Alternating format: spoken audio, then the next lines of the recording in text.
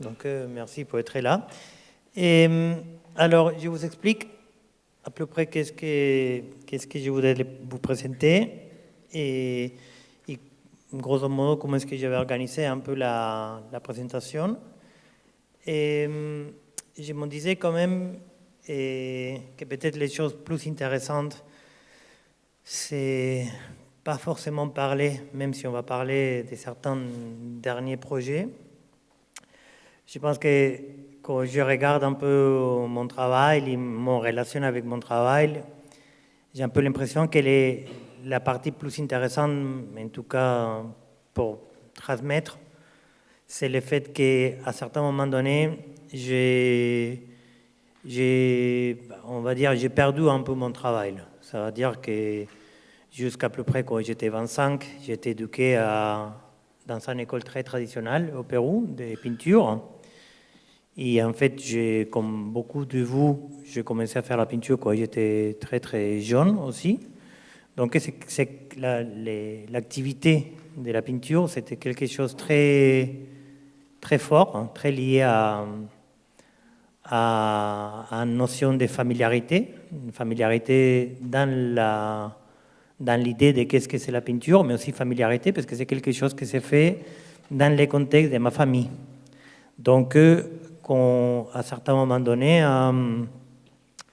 quand je pars du Pérou, et je suis péruvien, quand je pars du Pérou pour continuer mes études, à certains moments donnés, d'une façon plutôt brutale et en même temps très claire, hein, et j'ai arrêté de faire la peinture. Et à partir de là, ça, je considère toujours que c'est un peu comme l'origine de mon travail. Ça, c'est le moment que je peux que je peux libérer un peu de cet espace d'idée de la familiarité et commencer vraiment à construire à hauteur une sorte de façon de penser. Les choses que je considère, c'est vraiment la clé un peu de mon travail. C'est juste une question super simple que de demander presque tous les jours qu'est-ce que ça peut être un travail, en fait. Et donc, je voudrais commencer justement avec... ok, je vais commencer avec un film, que c'est très très court. C'est pour ça que je vais montrer le film 2 fois. C'est vraiment 1 minute et 15 secondes. Et c'est un film que pour moi c'est très significatif dans la façon comme je considère un peu, j'organise un peu mon travail. Et, et à partir de là, je vais parler à peu près, je pense que c'est 4 parties ou 5 parties. On va voir un peu parce que je pense que je suis en train de chercher les images. Les 2 premières parties, ils sont vraiment des images que j'ai trouvées plutôt récemment, des moments très formatifs dans mon travail, au moment que j'ai besoin de reconstruire mon travail et quand j'ai arrêté de faire la peinture. Et juste pour donner un peu de contexte, mon travail se considère d'habitude un travail de sculpture. Et par exemple, dans le cadre de l'école des beaux-arts, moi, je suis un prof de volume installation. Sauf que, comme vous va voir, hein, mon relation avec les volumes, l'installation, les sculptures, il reste toujours très tentative, non, très prospectif. C'est un exercice de projection. Donc, écoute, je commence avec les films.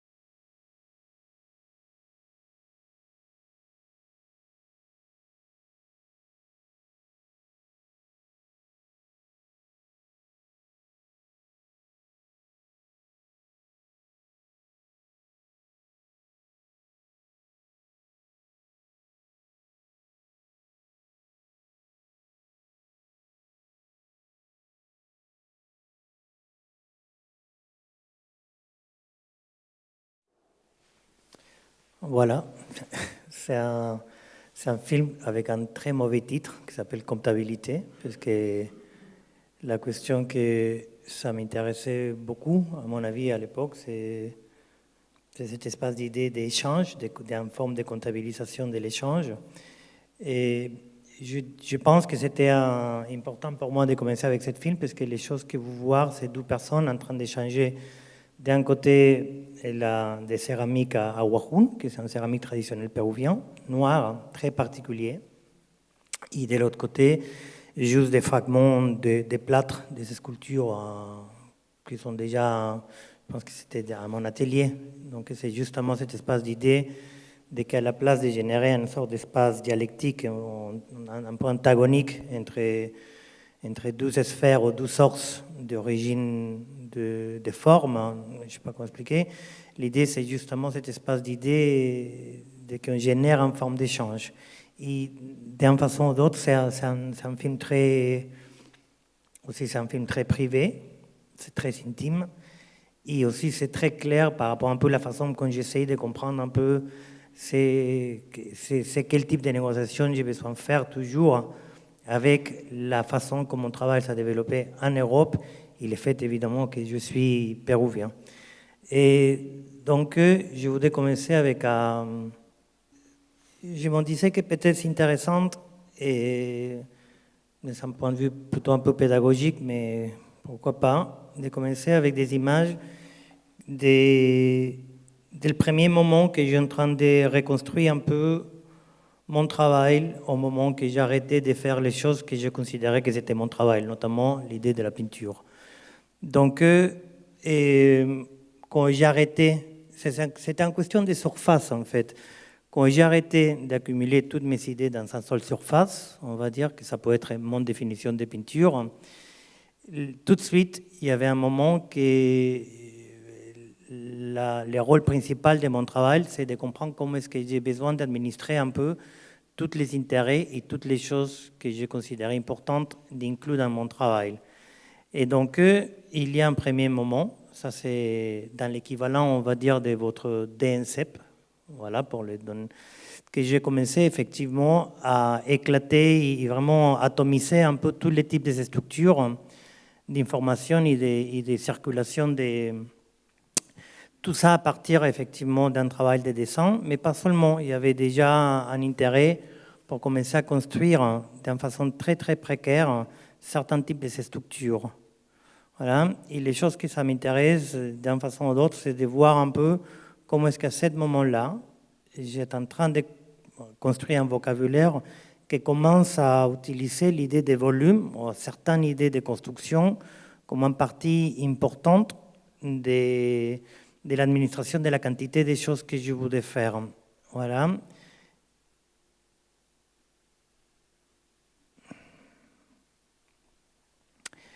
Pendant cette époque-là, j'ai commencé à penser sur l'idée de qu'est-ce que ça impliquait dans le rôle de mon travail, l'idée de générer une structure qui peut tenir toute la quantité de choses que j'imaginais devra circuler dans mon travail. Donc, imagine-vous, vous êtes dans une sorte il y a une forme de débordement qui avant s'était réduit à la surface de la peinture et que maintenant il n'y a aucune surface pour retenir cet espace de débordement. Donc à partir de ce moment-là, je me commençais à demander vraiment d'une façon très simple quel type de structure j'ai besoin de générer dans mon travail qui me permet justement de générer l'échafaudage tu vois, pour lui donner la place à toute cette question, tous les types de questionnements littéraires. Il y avait évidemment un intérêt pour l'écriture, il y avait un intérêt pour... Et donc, à certains moments donnés, je suis en train de, justement, je suis en plein débordement, et je fais un voyage au Pérou. Et au Pérou, je commence à découvrir un peu la réponse à cette question à partir des billboards, je ne sais pas comment on dit billboard en français, mais des billboards que je trouve dans la rue. Et qu'à partir de cette série des images photographiques, je commence à comprendre les rapports entre l'idée de la structure et l'idée de l'image. Et comment est-ce que l'image n'a pas besoin forcément de représenter quelque chose. Voilà, donc ça c'est un premier moment que je commence à voir la possibilité de comment est-ce que mon travail peut fonctionner dans l'espace. Et donc, j'ai pris toute une série de photos des billboards qui sont dans la rue et que j'ai trouvé vraiment hallucinantes à l'époque, que personne ne l'avait photographié avant, mais effectivement, je m'arrêtais, j'ai photographié, j'ai fait vraiment toute une série. Mais les choses qui sont intéressantes, c'est que c'est une série qui était, on va dire, construite à partir de deux choses. Des structures, pures structures, et après, des structures remplies. Il y avait certains autres où il y avait des espaces un peu vides entre structures et surface. Donc, ce travail en particulier est devenu plutôt exemplaire d'une façon de fonctionner. Ce n'est pas seulement l'idée de faire un travail que je peux regarder et qui peut exister comme un travail photographique, c'est aussi l'idée d'identifier quelque chose qui te peut aider à fonctionner autant artiste. Voilà, l'idée de qu'il y a quelque chose derrière qui tient et que les pièces qui sont en dessous de cette structure peuvent correspondre ou ne peuvent pas correspondre. Mais le fait qu'ils sont en ensemble déjà génère un espace, tu vois, un territoire de fonctionnement. Avec tout ça, ça c'est mon même atelier plutôt après le voyage, j'ai commencé à essayer des choses justement qui peuvent évoquer un peu cet espace d'idées. Alors, ça, écoute, ça c'est vraiment un essai d'étudiant, mais les choses que je trouve que c'est intéressant, c'est comment est-ce que cette image-là, on la va voir, je pense qu'on la va voir revenir plutôt 15 ans après, dans un travail en particulier. Donc ça, c'est une chose que je vous disais, ça peut être plutôt intéressant pour que vous commenciez à voir un peu comment est-ce qu'il y a cet espace de premier moment d'organisation dans mon travail. Et il y a, tout de suite, je passe à la partie numéro 2, que c'est un peu similaire, sauf qu'il y a déjà certaines idées qui commencent à s'affirmer un peu plus. Ça, c'est une chose qui aussi c'est plutôt intéressant parce que l'idée de que je commence à affirmer certains aspects de mon travail commence à partir d'un geste de négation.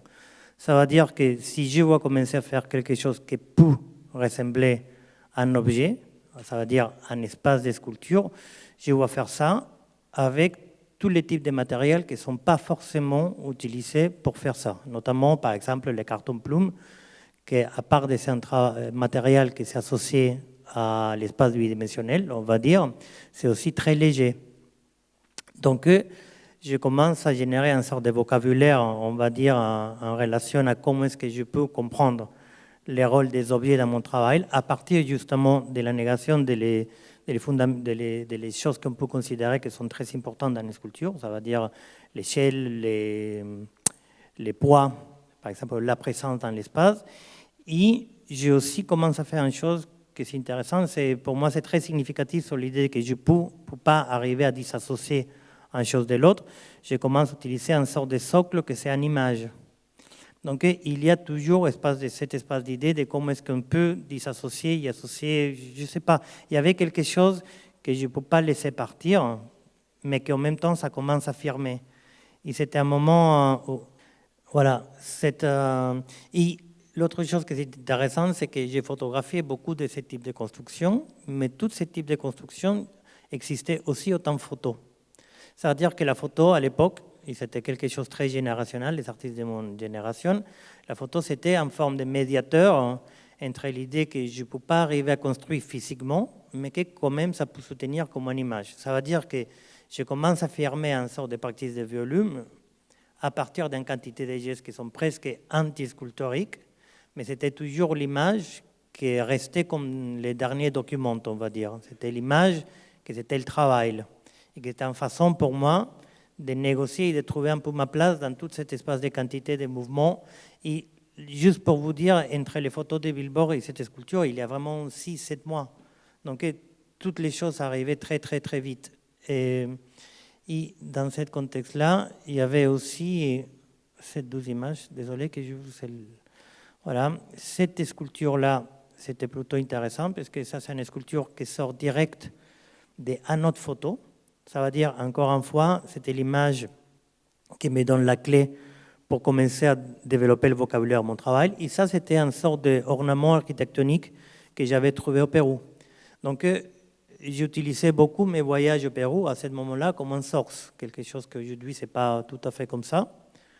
mais que chaque fois que j'allais au Pérou, justement parce que j'avais coupé cet espace de lien avec la peinture, je peux reconnaître dans le contexte où j'étais grandi, ça veut dire dans la ville où j'étais, des choses que je n'ai pas vues avant.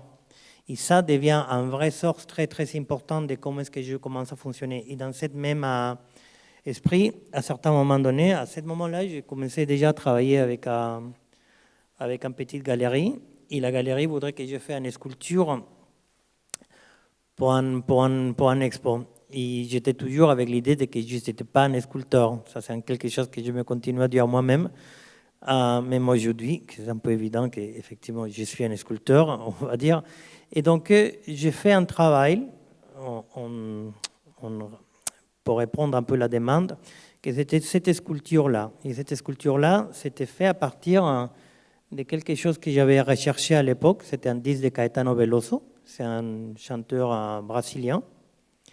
Et la question qui est trop intéressante, c'était que quand ce disque a sorti originellement, c'était avec un designer brésilien que j'aimais beaucoup, des années 70. Il s'avait sorti comme une sorte de disque object. Littéralement, c'est un disque objeto, quelque chose comme ça. Tu vois, ça veut dire c'était un LP que tu peux plier à 4 parts. Donc, les choses que j'ai fait, c'est OK, bon, je voulais faire une sculpture. J'ai allé acheter en eBay, à mon avis, beaucoup différents types de copies de ce même disque. Et j'ai fait une sculpture qui c'est pliable. Ça veut dire que cette sculpture peut exister, comme vous le voyez dans l'image, mais peut être juste à 6 vinyles dans une table. Et cet espace d'idée de modularité, ça veut dire que les sculptures, tu la peux amener d'un compte à un autre et que tu n'as pas besoin d'amener tous les volumes, tu peux amener d'un côté à un autre les pièces. C'était quelque chose qui était très important aussi pour que moi, je puisse considérer comment est-ce que je peux fonctionner en relation à un volume. Ce n'est pas la même idée de penser une sculpture à partir de l'idée que tu la peux plier, tu la peux porter d'un côté à un autre, que commencer une sculpture, on se sent que ça va rester là beaucoup de temps, parce que c'est lourd, parce que c'est grand, parce que, etc., etc.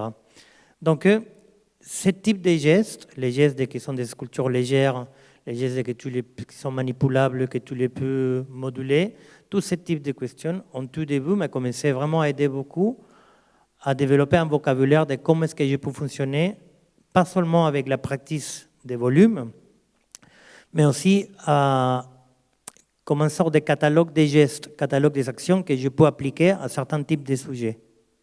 Voilà, parce que ce n'est pas non plus le même d'appliquer une sorte d'idée, par exemple, une des images que nous on avait vues, et c'est celle-ci, non? Juste pour montrer un peu là.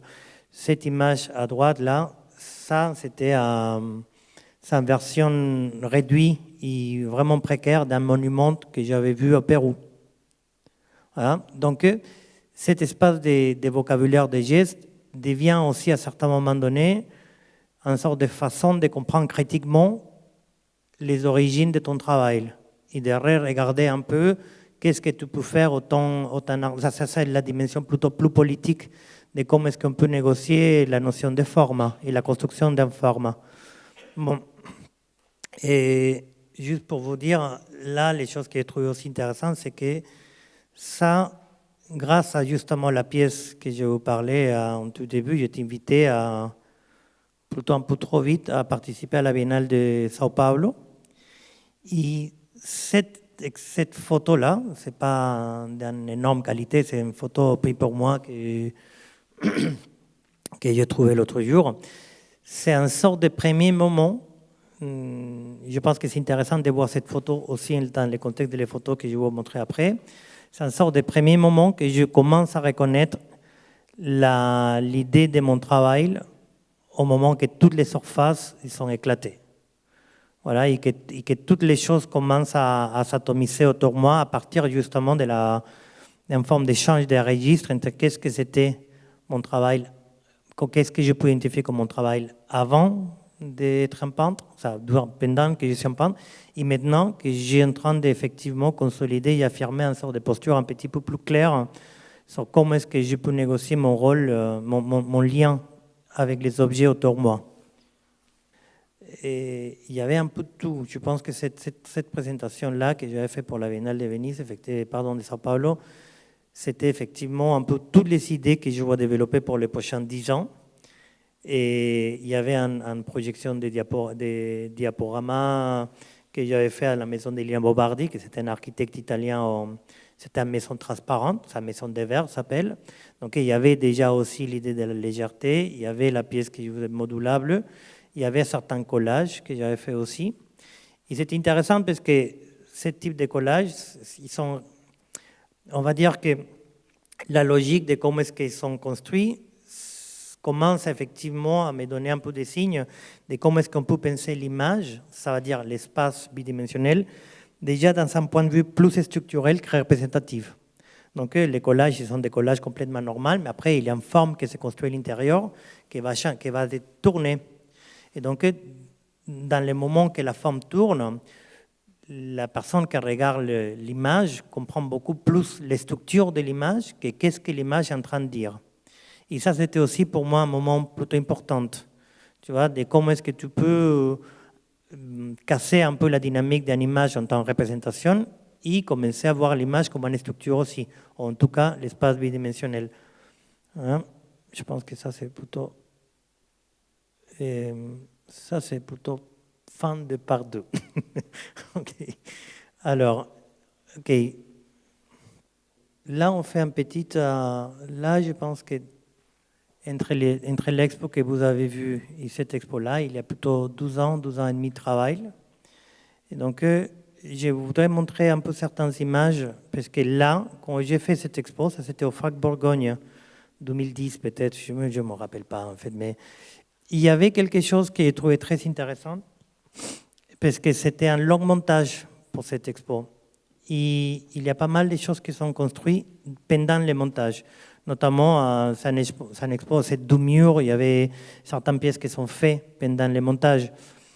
Et quand je regarde en rétrospective cette exhibition en particulier, je suis un peu coupé en deux parties, parce que l'expo même, je trouve que c'était plutôt intéressant pour le moment, parce que c'est un expo beaucoup plus. Si je suis déjà en train d'affirmer un practice objectuel, on va dire, cette expo, c'est très très clair hein, sur les actions et les gestes que j'ai fait pour construire un peu l'intérieur de la pièce. Voilà, donc cette expo fonctionne à partir d'une sorte de reconnaissance de comment est-ce que je peux fonctionner autant artiste qui travaille avec certains éléments, on va dire, sculpturels. Mais par contre, je vous montre un peu les images de l'expo.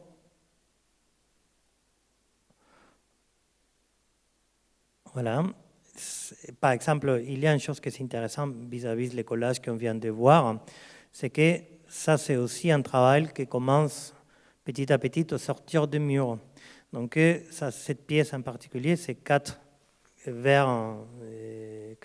panneaux verts, chacune avec une différente quantité de tonalités rouges. Et la question, c'est que ça génère évidemment une image qui est très intéressante, parce que quand l'espace devient réfléchi, ces réflexes sont sur la surface, ça commence effectivement, il y a une forme de temporalité intérieure, il y a une distorsion qui s'origine à l'intérieur, donc il y a une image qui se construit, mais tu ne peux pas disassocier l'image de comment est-ce que la pièce est faite.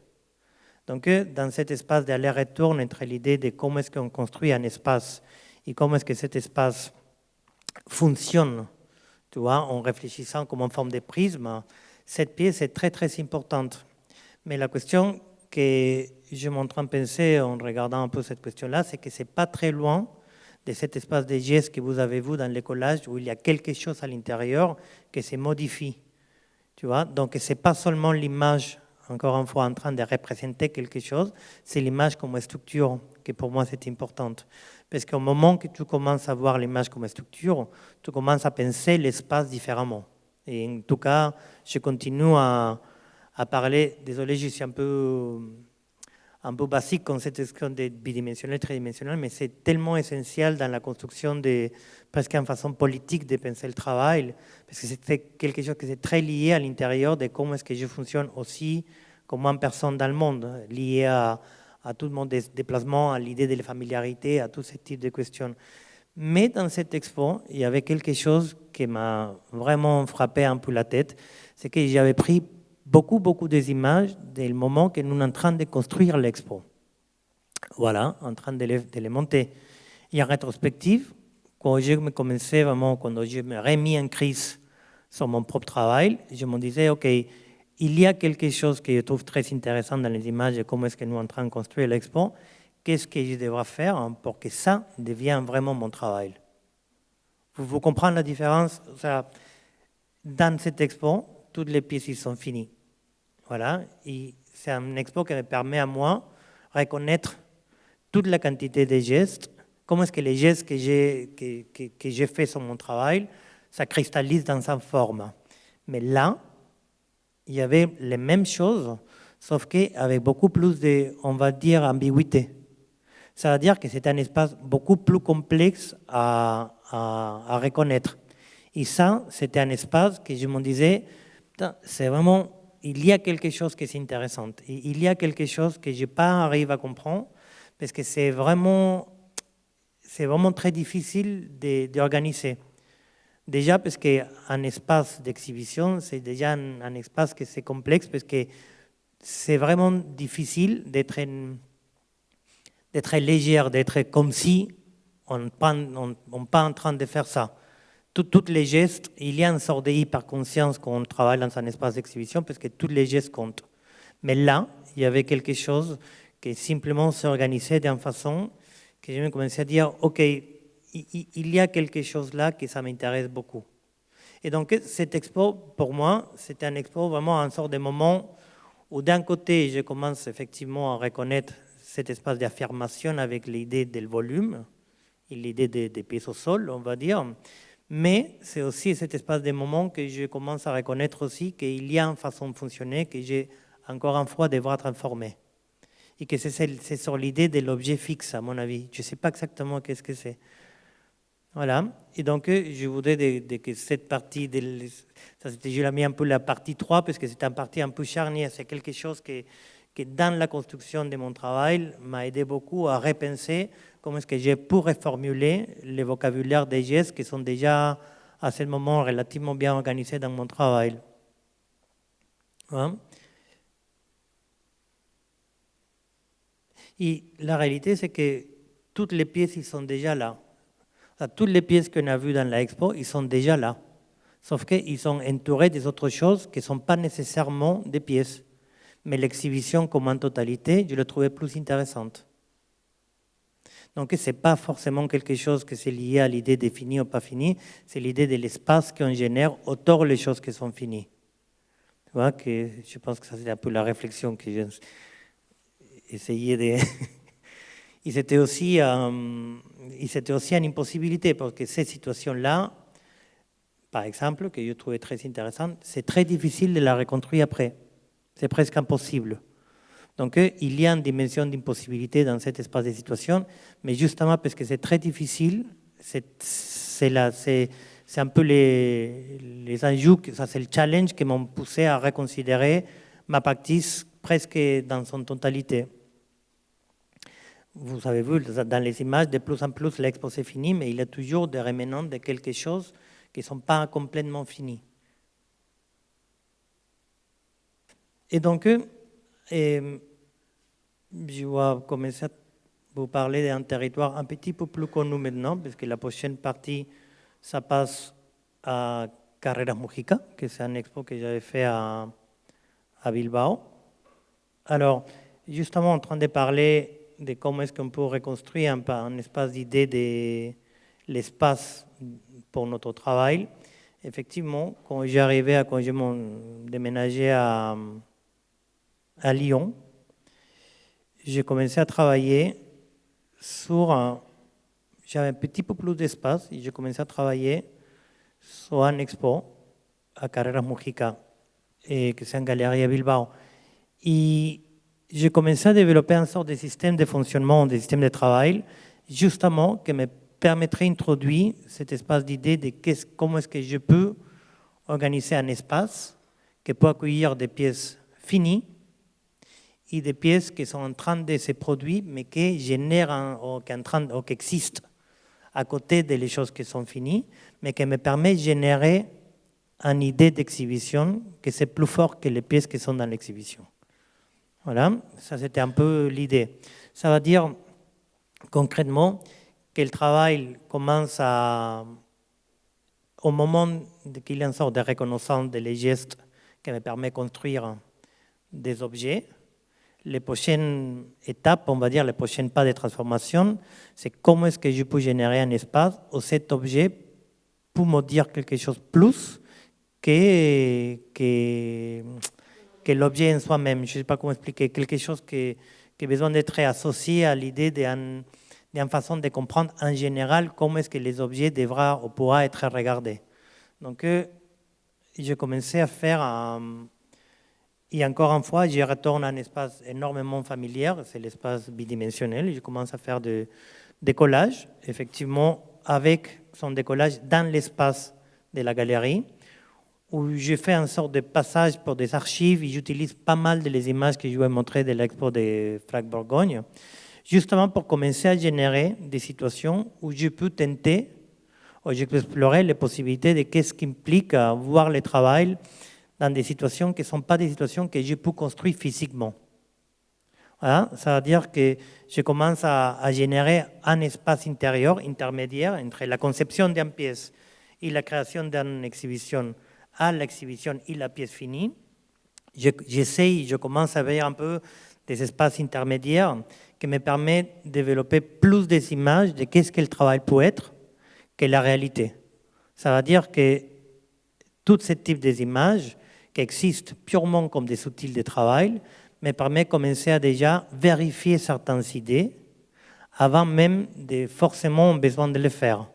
Parce que la réalité, c'est que cet espace à l'intérieur existe et cet objet qu'on voit au sol existe aussi. Donc la question qui est intéressante, c'est dans la méthodologie de travail, comment est-ce que je peux générer des espaces où je peux continuer à voir des choses, même si on n'a pas besoin de les faire. Tu vois? Et ça, c'est devenu vraiment un moment très, très important dans les derniers développements du travail, parce que, encore une fois, je retourne à un espace que je connais bien, c'est l'espace de la bidimensionnel, de l'espace del collage, on va dire, mais pour penser l'espace, et pour penser l'espace lié à la possibilité de la construction des objets. Donc, la question qui est intéressante, c'est qu'il y a une forme presque tautologique, ou ça, presque de vérification dans le travail, qui commence à fonctionner. Ça veut dire que si l'espace est comme ça, ici l'échelle est comme ça, ici les objets sont là, cette expo devra fonctionner. Voilà. La expo que j'ai fait, donc, c'était ça. Un petit peu plus stiff, un petit peu plus rigide que le collage, mais quand même, les choses qui sont intéressantes, c'est que c'est une expo que j'ai fait avec déjà une quantité de décisions qui sont prises à partir justement de la construction de cet espace intermédiaire que c'était l'espace que vous avez montré au collage. Par exemple, il y avait quelque chose qui est trop intéressant dans les espaces, dans les collages, c'est l'idée de la ombre. C'est l'idée de que l'espace n'est pas complètement lumineux. Et donc, quand j'ai construit la expo, j'ai fait exprès de juste laisser un petit peu de lumière pour ne pas illuminer toute l'exhibition. Parce que je savais que si je fais ça, ça pourra marcher, il pourra régénérer une sorte de rapport avec les objets, beaucoup plus lié à quelque chose que j'ai déjà vu. Voilà. Et l'autre chose qui était plutôt intéressante à ce moment-là aussi, c'est que cette expo commence d'une façon ou d'autre à fonctionner à partir de certains objets qui sont des pièces et certains autres objets qui ne sont pas de pièces. Ce sont des objets qui permettent que cette expo existe, mais qui n'ont pas forcément besoin d'exister après. Ça veut dire que dans l'économie intérieure du travail, il y a cet espace de distinction entre quel type d'objet me permet d'aller d'un côté à l'autre et quel type d'objet, effectivement, peut rester comme un objet autonome, on va dire. Ça, c'était avec la lumière naturelle. Ça veut dire que l'expo, c'était très différente au niveau température, parce qu'il y avait, quand il y avait la lumière naturelle, il n'y avait aucune lumière allumée. C'est juste la lumière naturelle. Et à partir d'un certain moment donné, on a complètement changé le registre, tu vois, et on a donné complètement un autre type de sensation de la expo. C'est pas très bien passé avec les galeristes, mais c'était bien de le faire. Et par exemple, une chose qui est intéressante, c'est qu'aujourd'hui, un des séquelles de cet espace de rapport, c'est que la galerie, par exemple, où je fais cette expo, garde toujours beaucoup de pièces qui ne sont pas de pièces. Tu vois, et que j'ai besoin, pour moi, c'est toujours un peu la comédie, mais de l'autre côté, cet espace de confusion, je pense que c'est une confusion plutôt intéressante. Il garde des matériels, il garde des choses qui étaient... Bon, cette pièce-là, par exemple, cet objet-là, c'était quelque chose qui est en train de traîner dans mon atelier pour, je sais pas, 12 ans, et qu'à un certain moment donné, il y avait un transport et il l'envoyait. Donc, cette expo, c'est aussi quelque chose... Les collages que vous avez montrés avant, c'est aussi quelque chose qui me permet de commencer à improviser un peu dans les expos, parce que je ne suis pas très bon en improvisation. Mais comme il y a déjà toute une quantité de matériel qui s'est déjà établi avant, j'ai commencé à reconnaître pas seulement les objets, mais les territoires de fonctionnement des objets. Donc, il y a une question qui, à ce moment-là, commençait à être un peu intéressante. C'est l'idée que, pour beaucoup des années, les territoires de familiarité, c'était les territoires de la peinture. Voilà, quand ça s'est coupé, la reconstruction du travail, c'est de me refamiliariser avec un autre territoire que je continue à être un peu ambigu, comme vous pouvez voir, parce qu'il y a beaucoup de gestes qui partent de cette ambiguïté, mais quand même, petit à petit, je commence à reconnaître comme un espace de territoire beaucoup plus propre. Ça, propre, non, à moi, proprio, comme on dit proprio. Hein. Voilà. Et donc, ça, c'est justement quelque chose qui est intéressant, parce que ça, c'est une chose qui s'est générée pour le même travail. Le travail génère cette capacité de défamiliariser et refamiliariser avec une chose qui est complètement différente. Et ça, c'était pour moi, en tout cas, à ce moment-là, une chose très, très importante par rapport au travail. Et dans les mêmes registres, 12 ans après, je ne sais pas combien d'années après, j'ai fait un deuxième expo, que c'était au Centro 12 de Mayo. Et là, j'ai poussé certains types de...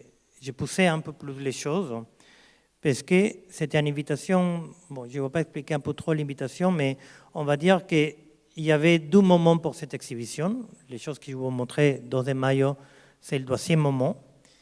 Mais 12 de Mayo, comme un endroit, comme un centre d'art, c'est vraiment moche, c'est horrible. L'architecte a fait un travail vraiment, vraiment compliqué. Donc, j'ai décidé de faire une expo où je ne touchais pas aucun mur de 12 de Mayo. Voilà. Et donc, la difficulté de faire cette expo, c'est comment est-ce que je peux construire deux moments, parce qu'il y avait 12 espaces, où au moment que tu montes sur ces 12 espaces, il n'y a rien d'autre réalité que la réalité construite, évidemment, que la narration construite pour les pièces et pour les modules pour soutenir ce type de pièces. Donc, pour ça, j'ai commencé à utiliser certaines des stratégies que je vous avais déjà parlé. Évidemment, il y avait énormément de collages aussi préparatoires, justement pour comprendre la dynamique entre pièces et les espaces entre pièces. Mais je ne vais pas continuer à vous montrer des collages. Par contre, là, vous imaginez, je commence avec cette image parce que là, vous voyez les deux modules que j'avais construits. Voilà. Donc, vous allez voir, par exemple, que là, il y a certaines pièces de la expo que je vais montrer de Carrera Mojica, mais avec certains autres qui commencent effectivement à générer un peu cet espace de conversation entre eux, toujours lié à l'idée qu'au moment que tu es mis sur cet espace d'estrade, il y a une forme de théâtralité qui commence à fonctionner. Et donc, la question que je me posais beaucoup comme question, c'est les rapports entre théâtre et structure dans cette exhibition. Et la question que c'est très important, c'est que de plus en plus dans les collages que vous avez montrés, ça est devenu beaucoup plus important la figure d'un corps humain, des corps, des gens en action. Et l'idée de que cet espace de création bidimensionnelle devient un espace d'action presque représentatif, ça veut dire théâtral, c'était très intéressant par rapport un peu les liens avec une idée de comment est-ce que je peux structurer la quantité de pièces qui circulent dans mon travail. Ça veut dire que, si vous en rappelez du billboard qu'on avait vu en tout début, Imagine si vous transformez les billboards et vous génèrent des espaces, que le billboard, à la place d'être une chose plan, devient, comme ça, que tu confrontes comme ça, devient une sorte de plan comme ça. Et tout commence à installer des choses en dessous de ça. Ça, c'était un peu la logique de comment est-ce que je peux générer un peu cet espace, des espaces intérieurs qui peut accueillir le travail et pour pousser le travail à un autre type de situation. Il y avait quelque chose de très important dans cette expo. Évidemment, ce n'est pas seulement le matériel noir, mais c'est aussi l'idée que le matériel, c'était une mélamine. Donc, c'était très réfléchissant. Ça veut dire que l'expo fonctionnait presque 2 fois. Il y avait les objets, il y avait aussi l'espace inconscient de l'objet, on va dire. L'objet qui circule comme réprimé, sublimé derrière cet espace des masses noires. Et ça, c'était une chose très importante dans l'exhibition, parce que l'exhibition s'est construite à partir de cette forme de doublage. Ça, c'était, désolé, l'ordre des images, c'est pas génial, mais ça, c'était la 2e salle. Cette salle-là, c'est beaucoup plus fermé, il y avait un plafond, et dans la 2e salle, c'était plutôt plus un patio, c'est tout ouvert. Voilà, c'était plus comme ça. Et l'idée, c'est que cette patio, les choses qu'elle peut permettre de faire, c'est faire aucune distinction sur la nature des objets que je peux mettre à l'intérieur. Voilà, ça veut dire que si vous revenez à la figure des billboards avec tous ces types de panneaux de différentes origines, et que personne ça va demander ah ça vient de là et ça vient de là, c'est juste il y a une totalité. Ça c'était quelque chose qui est intéressant. La majorité de ce type de pièces sont faits au moment que je me trouvais dans la nécessité de réchanger quand même la quantité de gestes que j'utilise pour générer mon travail. Donc je m'ai mis à une sorte d'exercice à ce moment-là, que c'était l'idée de commencer à travailler avec une sorte de cadre de temps. Ça veut dire accepter l'idée qu'à partir de, je sais pas, on va dire de janvier jusqu'au mai, toutes les idées que je génère, je la vois considérer comme des idées intéressantes. Ça veut dire que si je considère que c'est une bonne idée d'amener cette table-là, j'ai besoin de considérer ça sérieusement. Et donc, les choses qui étaient intéressantes, c'est que je commençais encore une fois à utiliser ce type de collage comme des outils de discussion. Donc, parce qu'effectivement, ce n'est pas moi qui... On va dire, je rephrase là. Si je considère qu'amener cette table là-bas, c'était une bonne idée, j'ai besoin de considérer cette idée à partir d'une quantité d'autres interlocuteurs. La question que je trouve que est intéressante, par exemple, dans l'exécution de cette expo-là, en particulier, c'est que quand j'ai pensé cette expo, je l'ai pensée comme une forme d'idée de que tous les objets, à certains moments donnés, toutes les idées que je peux générer, on la va donner en vie. Cette vie, à certains moments donnés, c'était des collages. Cette collage, on la va parler en ensemble, et si tout le monde dit oui, on le fait. C'est pour ça que j'ai libéré beaucoup d'espace pour le travail aussi, parce que j'ai jamais pensé si cette pièce correspond à l'autre pièce. Et il n'y a pas cet espace d'idée de faire un lien parfait entre pièce et pièce. Il y avait juste une temporalité. Je ne sais pas si je m'arrive à expliquer, mais voilà. Je pense que j'ai un peu l'impression que ça s'est ouvert en tout part quand même. Armando, est-ce que tu peux expliquer un peu la logique dans cette expo, le fonctionnement du sol? Oui. Par rapport à... Parce que c'était, comme tu as dit, très réfléchissement. Oui. Il fallait enlever les chaussures, c'est ça? Oui. Ça, c'est une décision commissariale plus qu'une décision à main. Oui. Oui, parce que c'est intéressant parce que, encore une fois, ça parle beaucoup de quel degré de contrôle, comment est-ce que finalement une exhibition, ou finalement exhibition à tout niveau. Ça veut dire, je parle de la même chose quand mes étudiants voudraient faire une exhibition à l'école. C'est toujours quelque chose que tu as besoin de considérer à partir d'une forme de conversation. Donc, moi, depuis le début, je savais que je voulais un espace noir. Et dans l'atelier, j'étais en train de travailler avec un mélaminé qui était plutôt réfléchissant, mais c'était un mélaminé plutôt tranquille. Voilà. Et quand j'étais dans les montages, on a commencé à construire les structures, on a mis toutes les pièces, et on a commencé à lever le plastique. Effectivement, il y avait cette autre dimension. Ce n'était pas exactement le même matériel, c'était un matériel beaucoup plus lumineux, beaucoup plus réfléchissant. Et c'était un moment intéressant, parce que c'est un moment de vraie confrontation avec des pièces moi, j'ai déjà connaissais, mais que j'ai jamais les connaissais doublés. Et à ce moment-là, on a besoin toujours de négocier qu'est-ce qu'on fait avec la réalité. Parce que c'était tellement fort comme geste que c'est très difficile de négocier cet espace de suspension de la narration, suspension de la réalité, on va dire. Tu vois? Et donc, il y avait cet espace de discussion avec Daniel et avec Manuel sur est-ce qu'on met effectivement cet espace de question pour les chaussures ou pas. Parce que c'est tellement fragile la situation qui s'est générée à l'intérieur, tellement, ça a tout besoin d'être tellement concentré, parce que par exemple, ça arrivait que pas mal de gens sont tombés, parce qu'il y avait cet espace de doublage d'espace, et qu'on s'est posé beaucoup la question, qu'est-ce qu'on fait avec les traces des chaussures? Est-ce que ça propose une sorte de réalité qui va percer la narration qu'on est en train de construire à l'intérieur? Et c'était plutôt un vrai débat. Mais après, comme c'était un débat un peu inattendu, je dis, écoute, on se met ce type de chaussures, et, tu vois, pour pas... Mais par exemple, aujourd'hui, je sais qu'il va être comme ça, donc je serai doublement careful d'utiliser le même matériel, par exemple. Parce que de l'autre côté, ce type de geste, c'était un geste pas très agréable. Tu vois? Mais ce n'était pas prévu. C'était une chose que c'était plutôt... Et bon, écoute, je passe... Maintenant, je vais parler un peu sur du projet final, mais je vais rentrer un peu sur l'idée de... Je juste voudrais de vous parler quand même sur cet espace d'idée de comment est-ce que le travail, c'est toujours cet espace d'écologie intérieure avec son propre temporalité. Cette partie-là, je vais la recommencer avec 12 images du collage que j'avais fait aussi à certains moments donnés. Et comment est-ce que ces deux collages, on a pris complètement un autre type de réalité au moment que j'ai retravaillé certains sujets dans le travail. Et surtout, il y a une partie plutôt intéressante de cette... Ah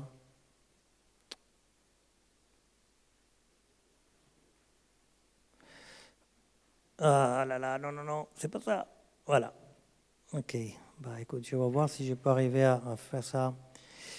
Une chose que je voudrais vraiment insister beaucoup sur les choses que moi, personnellement, je considère que c'est plutôt la partie plus intéressante de mon travail, en tout cas la partie du travail que je considère que c'est plutôt plus important pour moi, c'est que j'ai absolument aucune idée qu'est-ce que je devrais accepter comme mon travail. Ça veut dire comment est-ce que mon travail, quel type de forme mon travail va générer. Chaque nouvel projet, c'est pour ça qu'aujourd'hui, par exemple, je me mis j'ai devenu un petit peu plus discipliné. J'essaie de recycler des pièces. Ça veut dire de toujours revoir certains types de pièces dans un nouvel contexte, à la place de continuer à faire. Mais il y a une chose qui est importante et qui plutôt c'est en qualité, même si c'est un peu difficile, c'est qu'effectivement, chaque fois que je commence un nouvel projet, c'est très difficile pour moi de prévoir un peu quel type de forme je vais faire. Donc, pour reconnaître un peu où est-ce que mon travail, encore une fois, les territoires ou l'espace de mon travail, j'ai effectivement, comme je vous avais dit, j'ai fait beaucoup de travail, on va dire, d'une forme de médiation interne. Je génère beaucoup des images de qu'est-ce que le travail, ça peut être. Et encore une fois, je pense que c'est très important. C'est un peu comme l'idée de l'énonciation. Au moment que je génère une image, comme l'image qu'on est en train de voir, cette image déjà existe. Donc ça devient une possibilité. Ça veut dire qu'au moment que cette image existe, toutes les problématiques pour que ça devienne une sculpture sont fondamentalement des problématiques de production. De comment est-ce que tu arrives à trouver tel et tel élément, presque indexation. Tu as besoin de savoir qu'est-ce que c'est chaque pièce et c'est ce que ça peut tenir en ensemble. Mais la réalité, c'est qu'au moment que vous matérialisez cet espace d'idées, cette idée déjà existe, il devient partie du vocabulaire. Donc, une partie très constitutive pour des années sont effectivement tous les travaux que j'avais fait justement dans cette modalité. J'ai arrêté un peu de faire des collages pour l'instant parce que j'ai remplacé ça avec une quantité de travail en 3D qui me permet un autre type de choses. Mais ce travail-là continue, c'est le travail que vous êtes en train de regarder, continue à être la base de qu'est-ce que je fais. Il y a un bon exemple, c'est ce collage-là. C'est un collage que j'avais fait aussi à partir d'un objet que j'ai fait à un certain moment donné en carton. Les gens qui sont autour de moi sont des anciens collègues à moi dans l'école d'art de Lima. Et ce collage, c'était la base d'un expo que j'ai fait le début de l'année dernière. Parce qu'à partir du développement de cette pièce-là, j'ai commencé à générer, encore une fois, de nouvelles formes dans mon travail, notamment ce groupe de sculptures. Voilà. Et donc, ce groupe de sculptures, par exemple, encore une fois, me permet d'expandir un peu le territoire de travail. Il a fait une autre chose que je trouve importante. Dans l'expo, où toutes les structures sont noires, la majorité des pièces que j'ai fait autant de sculpteurs, on va dire, tous les objets que j'ai fait, ils sont d'une échelle où je peux les faire, je peux les prendre. C'est très difficile pour moi de changer l'échelle de mon travail. Donc, pour l'expo que je vais vous montrer, les choses que j'ai essayé de faire, c'est comment est-ce que je peux développer des outils pour expandre, on va dire, pour agrandir l'échelle du travail. Alors, tous ces types de questions sont vraiment formelles, mais à certains moments donnés deviennent des vraies questions, parce que, enfin, ils sont toujours des vraies questions en fait, mais ce sont questions qui commencent à changer complètement la façon comme j'ai besoin de penser sur mon travail. Donc, ça force un processus de transformation. Donc, chaque nouvelle possibilité, chaque problème que je trouve dans le travail génère évidemment une réponse qui a besoin d'être considérée comme une totalité, comme la totalité de toutes les choses que j'ai besoin de modifier à l'intérieur du travail.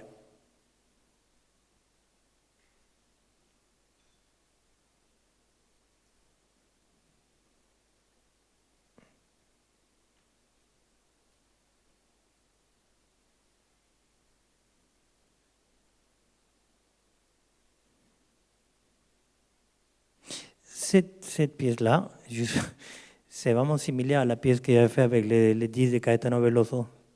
C'est vraiment l'autre jour en train de voir, c'est presque la même opération mentale de plier un espace, mais sauf que là, tu ne peux pas les replier. Mais la façon comme cette sculpture existe, c'est à partir de l'idée de que tu peux générer des espaces à l'intérieur des espaces. Tu vois? Et là, c'est exactement le même espace d'exhibition que l'exhibition que je vous avais montré avec juste pas trop de lumière, mais qui a complètement changé le caractère de comment est-ce que tu regardes les choses. Là, par exemple, j'étais très... Je voudrais vraiment qu'on voit énormément de lumière, qu'on voit tout. Il y a rien... Et cette expo, il n'y avait rien de... Il y a presque pas énormément d'interstices. Tout était très clair dans cette expo. Et je ne considère que ce n'est pas forcément en valeur, c'est juste la nature de qu'est-ce que j'avais fait.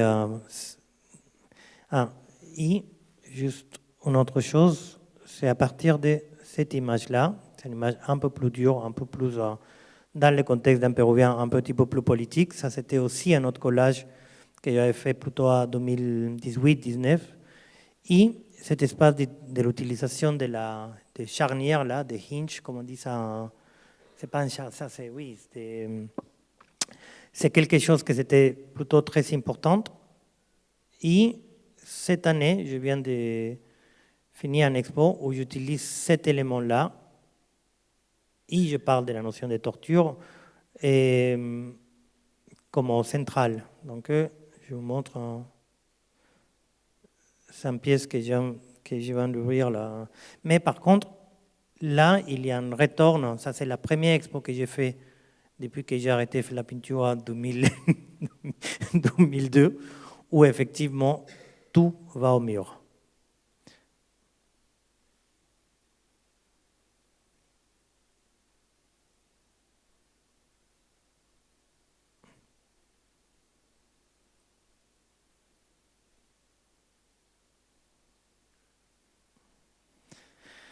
Bon, ben voilà. Je pense que...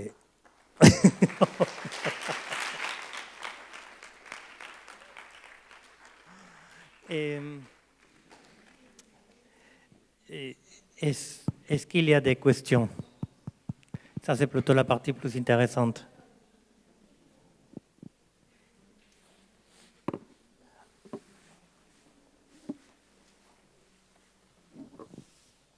C'est moi. Oui. C'était une question par rapport à la facture des objets qui sont produits. Oui. C'est-à-dire que dans ta présentation, que tu as plus axé sur comment tu penses Oui. les gestes de sculpture, les premières images d'expo qu'on a vues, on voyait mal les objets qui étaient présentés. Enfin, je veux dire là, telles qu'elles étaient photographiées. Alors que la dernière expo, on voit clairement que c'est des objets qui sont usinés, quoi. Oui.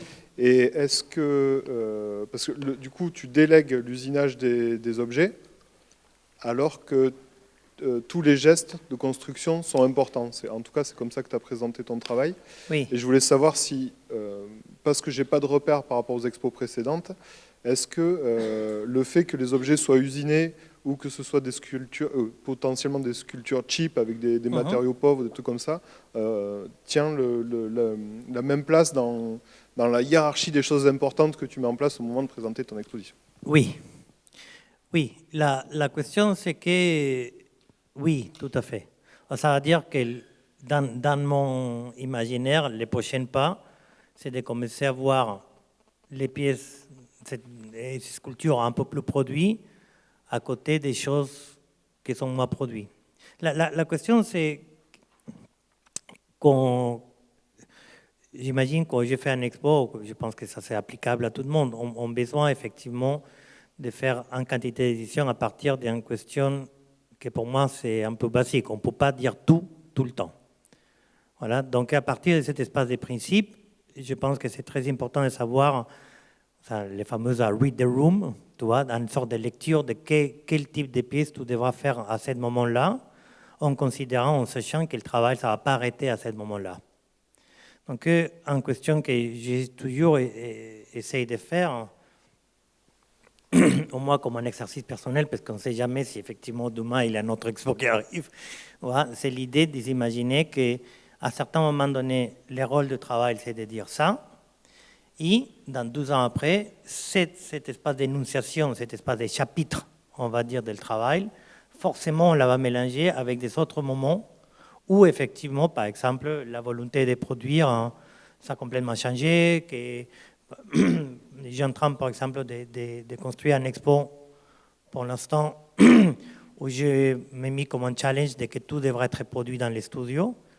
Mais dans mon studio, c'est plutôt plus un espace de pensée que de production. Donc, je sais que ça va effectivement générer une quantité de formes qui va habiter dans cet espace de presque précarité. On va dire, c'est pas précarité, c'est cet espace d'instabilité.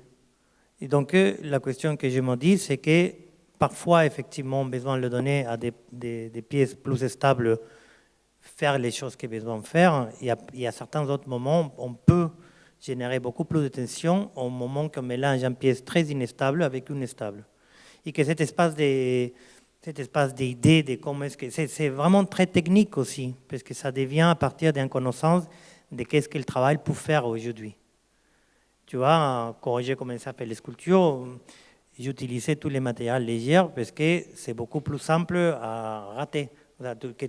Non, c'est léger, tu n'as pas besoin de penser trop, tu as besoin juste de penser que cette question a besoin de se tenir pour soi-même.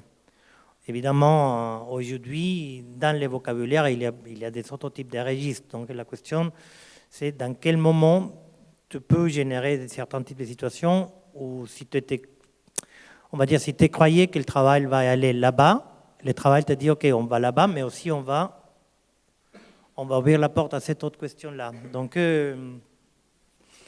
c'est plutôt, finalement, peut-être on revient à cet espace d'idée de l'échange dans tout début. Tu vois, que c'est plutôt plus en corrélation, en codépendance, peut-être. Non? Mais quand même, dans cette dernière expo à Carreras, où il y a les objets pour produits, il y a deux choses que pour moi c'était problématique. Effectivement, les finitions des pièces et le couleur. Parce que pour moi, c'était pas très évident. Les couleurs, c'est pas une chose à... Et donc, je continue à forcer à introduire des éléments qui me permettent toujours gagner d'espace. Donc maintenant, par exemple, pour donner de couleur à ce type de pièces, j'ai trouvé une stratégie super simple sur l'idée del RAL. Le RAL, c'est le nuancier. Tu vois, donc maintenant, j'utilise une sorte de RAL, des couleurs qui sont liées en forme de signes urbains. Tu vois, donc, oui, la majorité. Mais donc, ça m'a permis aujourd'hui de comprendre si je veux introduire des couleurs, il y a un rapport avec les signes, que c'est quelque chose que ça m'a commencé à intéresser, ça m'a pu générer d'autres types de choses. Oui.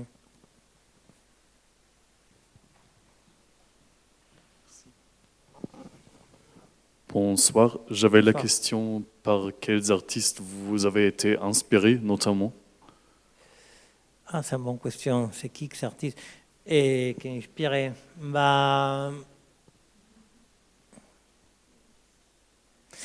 Bah, écoute, oui, à mon avis,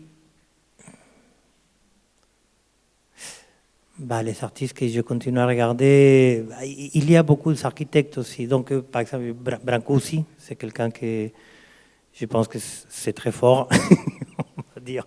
Mais Rosemarie Trockel aussi, l'artiste allemand. Mais par exemple, Paul Thek, c'est un artiste que c'est pas forcément une esthétique que je vais utiliser dans mon travail, mais Paul Thek, c'est quelqu'un que ça m'intéresse beaucoup. Mais la question qui est intéressante, c'est que par rapport un peu mon rapport avec l'histoire de l'art et l'art contemporain, j'ai passé d'être un fan. Quand j'ai beaucoup plus jeune, je suis vraiment fan des artistes. Et justement parce que mon position est devenue un peu plus pratique et en même temps cynique, parce que quand je travaille avec mes étudiantes, et j'ai besoin toujours de basculer, de comprendre quel type d'artiste est plus utile pour parler aujourd'hui d'art. Donc, par exemple, je connaissais Paul Thek, mais aujourd'hui, dans les textes que j'utilise pour travailler, il y a un texte sur Paul Thek, et ce texte est devenu tellement important pour finalement toucher une quantité de sujets sur l'idée de comment est-ce qu'aujourd'hui, nous, on habite avec des objets. Tu vois? Donc, mon rôle a devenu, mon relation avec les artistes a devenu une relation beaucoup plus pratique. Et je pense que comme tous aussi, et beaucoup plus comme gargantua, non? Je vois des choses, je récupère, je vois un peu des choses partout. Il y a un artiste qui s'appelle Henrik Olsen, qui est un artiste qui habite à Berlin, que c'est quelqu'un, par exemple, qui m'intéresse vraiment, vraiment beaucoup, simplement parce que je trouve que c'est incroyable les choses qu'il fait. Je pense comment est-ce qu'il arrive à faire les choses qu'il fait, par exemple. Ça, c'est le type d'artiste qui m'intéresse aujourd'hui beaucoup. Parce qu'au moment que tu commences à faire des expos, tu comprends aussi le courage que demande de prendre des décisions, par exemple, une chose que je pense beaucoup, c'est la difficulté dans la conversation avec les gens qui sont en train d'organiser une expo, la difficulté d'être clair sur des choses qu'on ne va pas voir, qu'on ne voit pas. C'est-à-dire la difficulté, c'est que d'habitude, quand nous on commence à travailler dans un expo, on commence à parler des choses qui n'existaient pas, mais aussi les types de conversations qu'on a besoin de générer autour du travail, qui pour résister en forme de protection de qu'est-ce que le travail était vraiment au corps. Et Henrik Olsen, par exemple, c'est quelqu'un qui parfois présente des pièces qui sont faites presque avec des rien. Et ça, c'est déjà très, très difficile à faire, mais aussi de générer l'espace qui permet que ça existe comme ça. Donc aujourd'hui, je pense que mon regard, c'est beaucoup plus technique par rapport à un peu comment un artiste aujourd'hui fonctionne à partir de ce type de décision, de comment est-ce que tu peux arriver à trouver des espaces pour développer ton travail. Après, au niveau des goûts, des styles, ce type de choses, écoute, je pense que je suis un peu victime des choses que tout le monde... Cady Nolan, je pense que c'est quelqu'un que tout le monde a commencé à regarder, et effectivement, tu regardes, et c'est très intéressant. Tu vois, je sais pas. C'est bizarre parce que c'est un regard aujourd'hui beaucoup plus, je ne vais pas vous dire cynique, mais c'est clairement beaucoup plus pratique sur les choses qui m'a. Oui. Je ne sais pas si ça répond à ta question, mais... Merci beaucoup. De rien. Bonsoir. Bonsoir. Pourquoi vous avez arrêté la peinture? Pourquoi vous avez arrêté la peinture d'un coup du jour au lendemain? Parce que pour une question j'avais trop des idées. Je voulais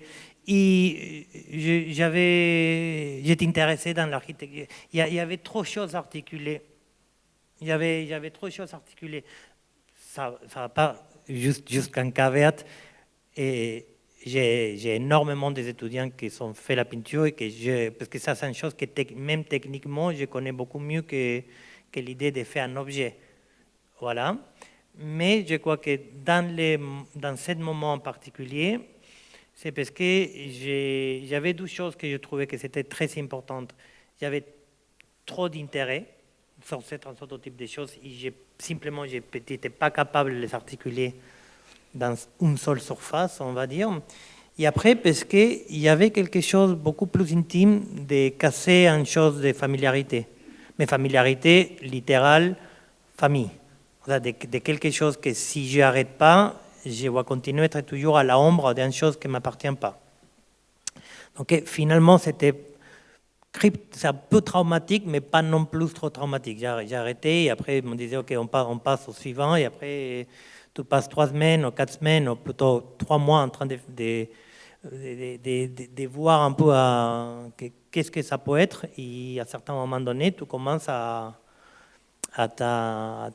tu commences à reconnaître autre type de signes. Et ça, c'est le moment que les choses commencent à dérouler. Tu vois, c'était un moment plutôt important. Oui. Est-ce que l'existence des plans dans l'espace qu'on retrouve tout le temps dans le travail, il n'y a pas une peinture dans l'espace? Et puis avec ces histoires de matière, aujourd'hui de couleurs, oui. Est-ce qu'il n'y a pas le développement d'une peinture dans l'espace, en fait? Est-ce que c'est une vraie rupture, en fin de compte? C'est une vraie rupture dans la mesure que les gestes de mélanger la peinture et de faire ça effectivement s'arrêtait. Mais alors, ok, la réponse est oui et non. Parce que par exemple, pour retourner à ce type d'images, comme l'image que vous êtes en train de regarder, je pense que j'avais fait énormément d'efforts pour ne pas penser comme un peintre quand j'étais en train d'organiser une structure, un espace. Voilà. Et ça c'était très important pour moi. De l'autre côté, quand par exemple je vois les expos que je fais, ils ont des expos que je me besoin forcer à les voir 3D parce que pour moi, les points de vue et les angles, ils sont très pictoriels. Donc effectivement, mais ce n'est pas tout à fait ça. C'est le fait que j'ai besoin toujours de passer à certains moments donnés dans les processus de travail à la réduction de l'espace, d'un espace tridimensionnel à bidimensionnel pour o sea, il y a toujours cet espace d'aller-retour. Mais écoute, juste pour donner, parce que ce n'est pas forcément clair, pour moi c'était juste pour donner un petit exemple de comment est-ce que tu peux penser l'espace différemment. Et il y avait à certains moments dans les images, il y avait une pièce que c'était 3 tissus, 3 canvas orange avec des bandes autoréfléchissantes.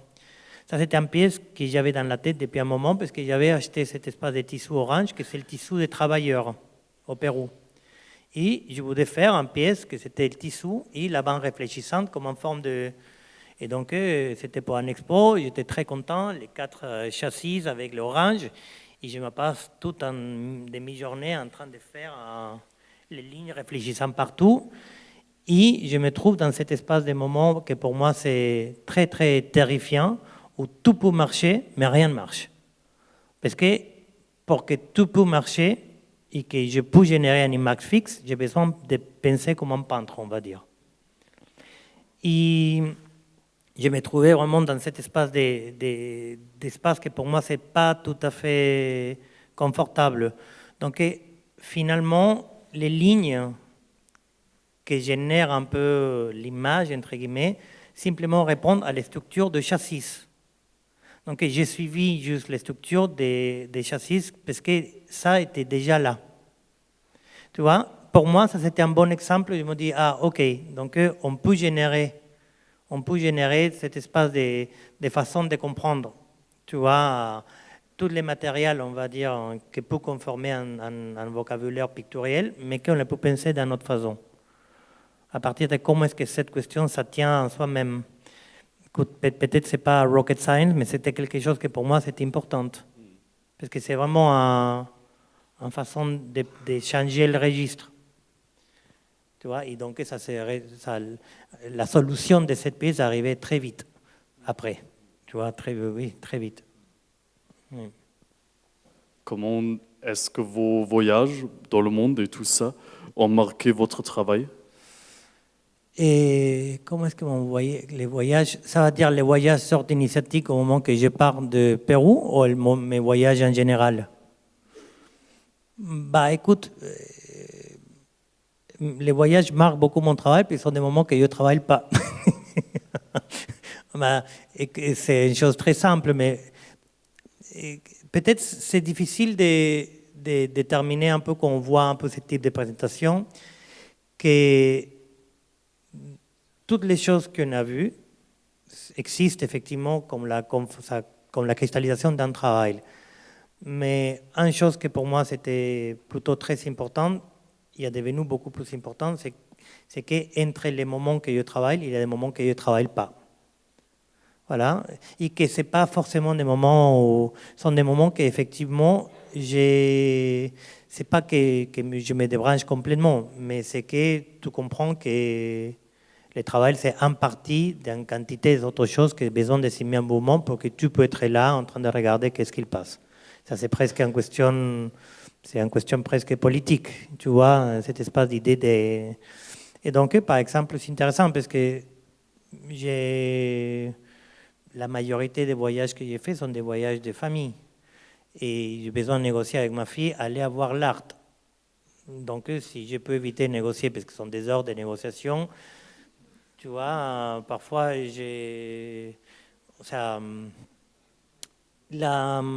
mais quand même, évidemment, par exemple, je sais pas, pour question de travail, j'ai fait 2 voyages récemment. Et le dernier, j'étais à Munich avec certains de mes étudiants. Et là, par exemple, depuis un vrai bon moment, j'étais allé voir à la Pinacothèque, j'allais voir des peintures. Et ça, c'était par exemple quelque chose qui était très important parce que ça m'a marqué beaucoup comment est-ce qu'aujourd'hui je regarde la peinture. La peinture comme factura, la peinture comme technique, à quel type d'artiste je regarde plus que... Ça, je sais pas, c'est quelque chose... Qu'est-ce qu'on regarde quand on est en train de voyager et de découvrir? C'est aussi un bon message de savoir qu'est-ce que nous sommes en train de regarder et comment est-ce que nos regards ont changé. Je pense que ça, c'est plutôt important, peut-être. Oui. Oui. Alors, Alix. Ah non, oui, après. Bonsoir. Moi, j'avais une question par rapport aux travaux que vous nous avez montrés, où vous nous avez expliqué qu'il était important pour vous d'utiliser des archives personnelles, comme des photos, des images. Est-ce que aussi ça se matérialisait sous forme d'objets et savoir depuis quand, enfin si vous savez à partir de quel moment dans votre pratique vous vous êtes dit que vous alliez conserver certaines choses pour vous dire que ça vous servira pour plus tard, pour des installations, ou vous dire que ça impactera mon processus de travail plus tard. Ok. La première partie, c'était par rapport au budget. Une chose de budget, je n'ai pas compris la première partie. Non, aux travaux que vous nous avez montrés. Oui, les objets. Si on commence à parler de budget, déjà, c'est pas mal comme professionnalisation, non? Et dans quel moment...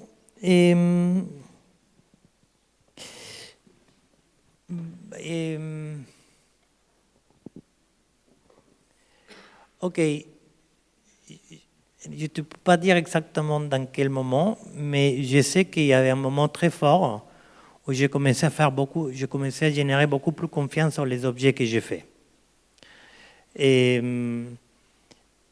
que j'ai commencé à les considérer comme des objets que je peux utiliser et réutiliser. La question, c'est que pour beaucoup de temps, voilà, et mon rapport avec mon travail, c'était très négatif. Parce que je pense que finalement, c'est la difficulté de reconnaître ton travail autant que tu es en train de faire. Voilà. Et il y a une autre chose que parfois c'est une chance, mais aujourd'hui, je pense sûr que ça c'était... C'est le fait que tout de suite, mon travail commençait à être public. Donc, je n'ai jamais vraiment presque développé une sorte d'intimité. Voilà. Ça veut dire qu'il y avait des idées, il y avait une demande, j'ai fait des objets. Pas tous les objets ou pas tous les travaux sont bons. Il y a certains travaux qui étaient bons. Il y a d'autres qui sont vraiment... Je ne peux pas m'en dire, j'ai fait 2 ou 3 expos que je m'ont dit aujourd'hui, putain, comment est-ce que vraiment... Voilà, quel courage. Et parce que ça, c'est toujours parti de l'idée que je ne connais pas le travail et j'ai besoin toujours d'aller à la rencontre. Mais effectivement, je pense qu'à certains moments donnés, je ne sais pas exactement. Et quand j'arrivais à Lyon, j'avais un atelier, j'ai commencé à travailler avec des pièces textiles. Et je ne sais pas pourquoi cette espèce d'idée de la pièce textile soulageait beaucoup la lourdeur de toujours besoin de voir mon travail comme un travail d'objet. Je ne sais pas si... Et à ce moment-là, je me commençais à dire, OK, il y avait une autre chose qui était plutôt importante. À certains moments donnés, je me commençais à entourer des gens autour de moi, 2 ou 3 personnes, qui dans les derniers 106 ans, m'ont aidé beaucoup à produire les pièces. Et que j'ai fait énormément confiance à eux. Et au moment qu'eux disent « Ah, ça c'est pas mal », ils m'ont dit « Ah, ok, peut-être c'est pas aussi mal. » Tu vois, parce que on ne fait pas notre travail tout seul. On est toujours entouré des gens, ça va être tes collègues. Si tu peux effectivement trouver les budgets pour payer un assistant à certains moments donnés ou quelqu'un qui peut passer. Le travail existe à partir toujours des conversations. Donc au moment que je pense, au moment que cette conversation devient une conversation qui génère plus de confiance, tu peux dire, ah ok, peut-être que maintenant je peux projeter que cet objet peut exister de telle et telle forme. Mais ça a pris un petit moment parce qu'à certains moments donnés, j'ai produit pour répondre à des demandes, pour répondre à des expos, pour répondre effectivement... Écoute, sur le papier, c'est super, parce que ça veut dire qu'il y avait... Mais parfois, je me pose un peu la question, parce qu'aujourd'hui, je trouve que je suis beaucoup mieux artiste que quand j'ai commencé à faire la Biennale de Sao Paulo. Donc, c'est très... Tu vois, c'est très... Pour moi, c'est un peu très étrange, tout cet espace de questions, mais bon. Oui. C'est un peu ça. Alors, moi, je voulais savoir si tu pouvais nous montrer plus d'images des peintures, là, de ça. Mais Alix, c'est pas une peinture, tu peux écouter rien. Ça, c'est quelque chose qui ressemble à une peinture, mais qui n'est pas une peinture. Voilà, celle-ci. C'est des images sur des châssis au mur. Oui, mais pas forcément. Pas forcément. Ça, c'est l'illusion que j'ai besoin de garder jusqu'au bout. Écoute,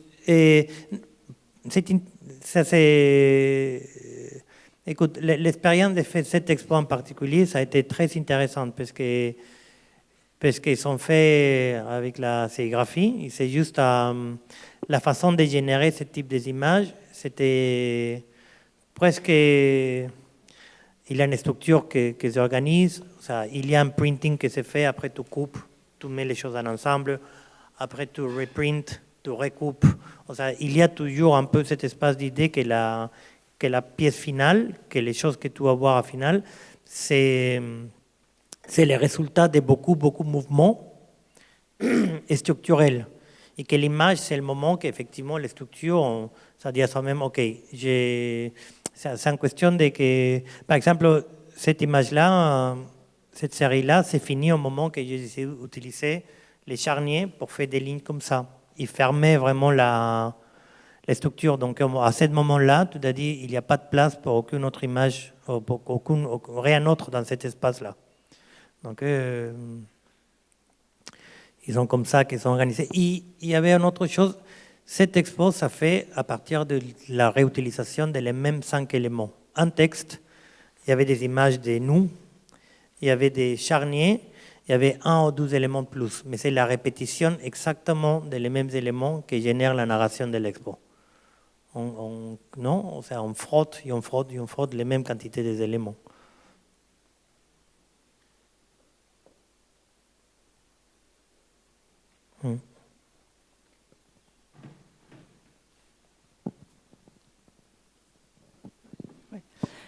Bonsoir.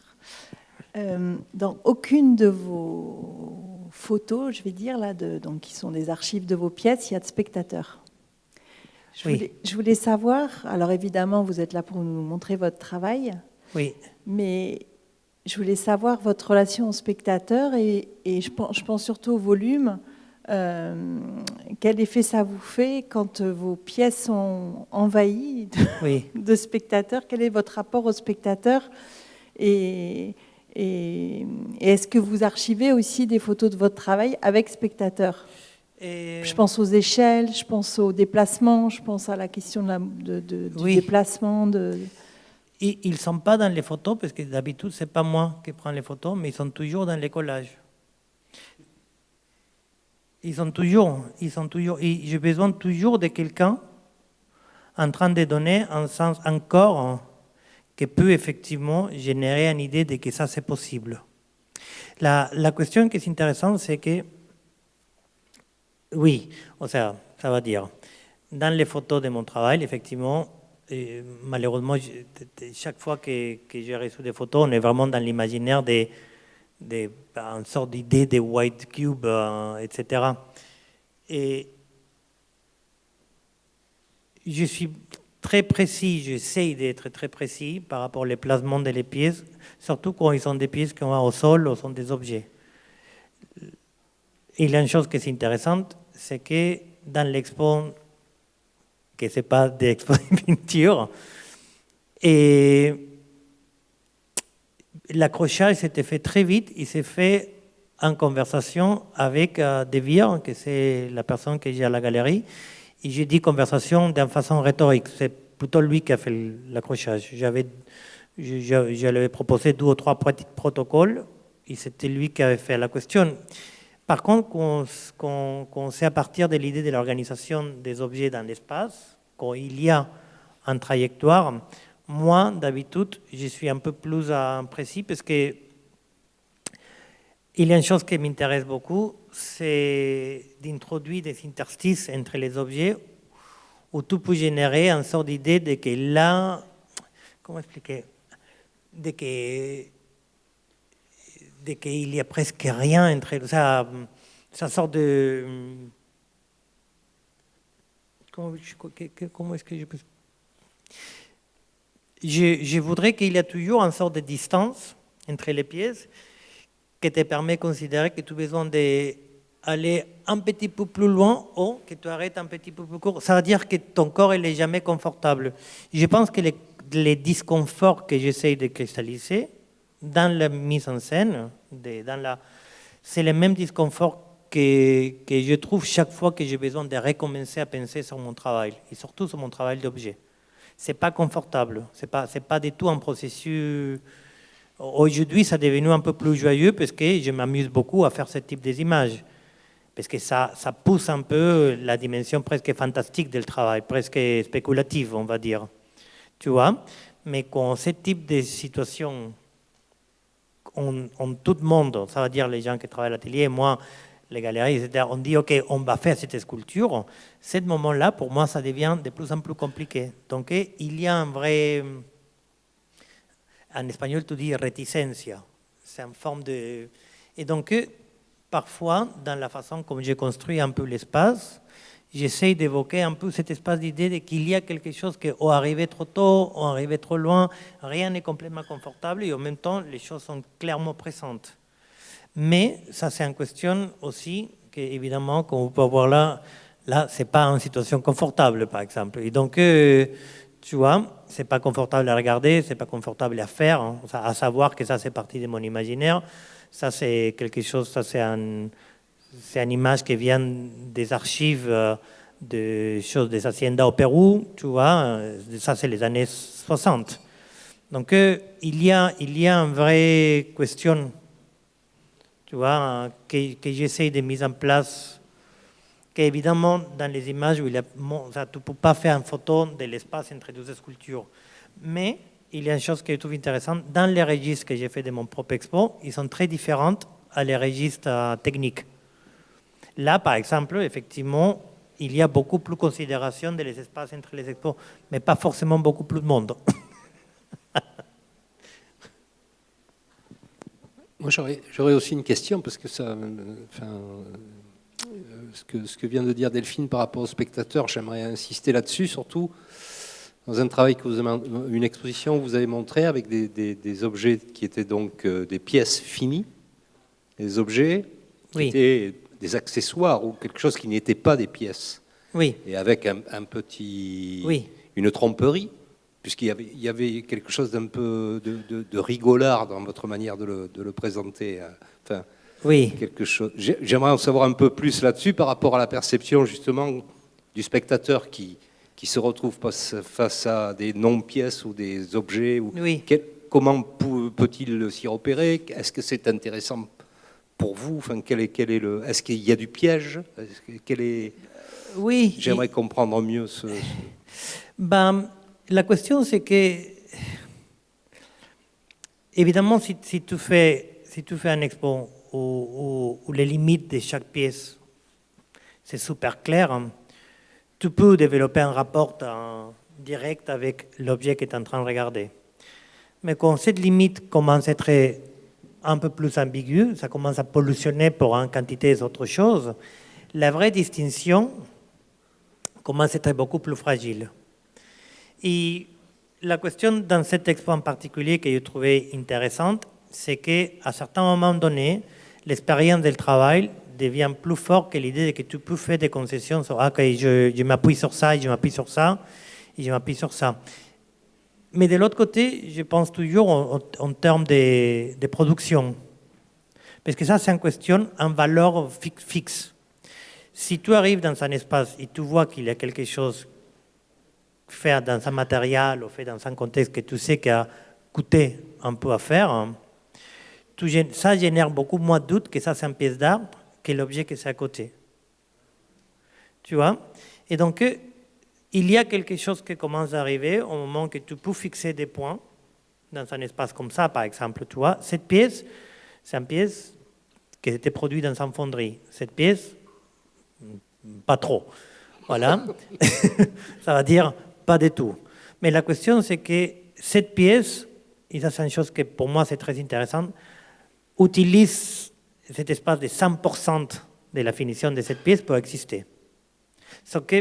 Donc c'est une sorte d'idée de que moi, j'ai besoin de cette pièce pour mon travail. Cette pièce, j'ai besoin pour l'expo. Voilà. Et cette question-là, ce type de façon de comprendre dans quel moment, comment est-ce qu'on peut construire un peu un espace, l'espace qu'on a besoin pour voir le travail à ce moment-là, ça, c'était dans ce moment-là très important et aujourd'hui parfois aussi très important. Le problème, c'est que tu ne peux pas faire ça tout le temps. Pour moi, c'était déjà plutôt un miracle qu'une galerie accepte ça, parce que je pense qu'ils sont vraiment contents que je fasse une expo. J'ai poussé un peu tu vois. Mais la réalité, c'est que c'est intéressant de savoir aussi dans quel moment tu peux pousser certaines quantités de choses et quelle dynamique intérieure dans le travail. Mais on ne peut pas faire ça tout le temps non plus. Donc tu as besoin d'un type d'accord, tu as besoin d'un type de contrat.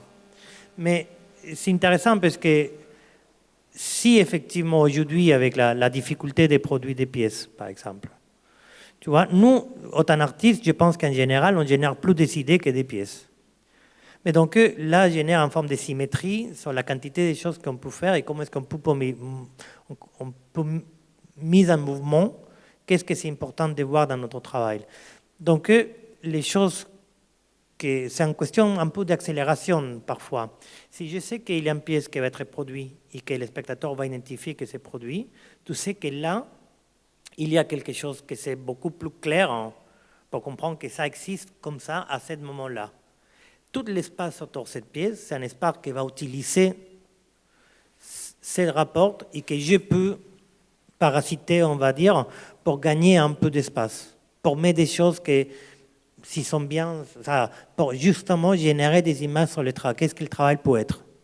Mais à partir d'un point d'identification. Donc, si effectivement, dans un expo, tu sais qu'il y a 4 pièces qui vont déterminer différents points de gravité, tu peux effectivement utiliser tous les espaces autour là pour justement générer plus d'espace pour des autres types d'idées qui peut-être ne sont pas dans la même catégorie, mais qu'ils sont, parce qu'elles partagent la même surface. Tu vois, donc voilà, ça c'est un peu la... Parfois, évidemment, la deuxième expo que j'avais fait dans cette galerie, vous avez vu, c'est beaucoup plus fini.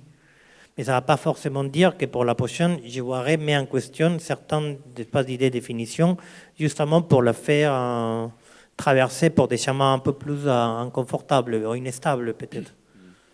Tu vois? Oui.